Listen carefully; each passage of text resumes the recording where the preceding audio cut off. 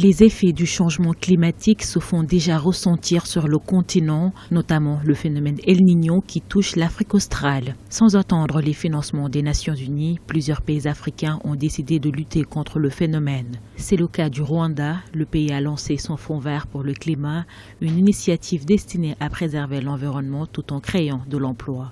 Quand on nous parle de fonds verts ici, c'est vrai qu'ici, on est dans une problématique, c'est-à-dire qui concerne la revalorisation des déchets sur toute la filière. Cette revalorisation des déchets a pour avantage de créer des emplois chez nous en Afrique et surtout de préserver, si vous voulez, la population. Tout simplement pourquoi? Parce que quand vous avez des produits électroniques, ces produits électroniques-là, vous avez des matériaux qui sont des matériaux nocifs qui sont contenus là-dessus. Donc les recycler, ça contribue déjà, à créer l'emploi et deuxièmement, à sauver, si vous voulez, à préserver la santé de la population.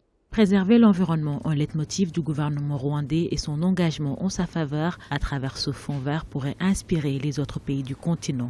Un pays qui, depuis quelque temps, nous étonne positivement, agréablement et devient un modèle, vraiment un modèle innovant. Et sur le fonds vert, une chose qui m'a beaucoup intéressé, c'est que la conférence de Copenhague en 2009 avait statué sur un fonds vert international, mais le Rwanda n'a pas attendu justement qu'il y ait ces fonds verts adressés aux pays africains. Ils ont créé leur propre fonds vert.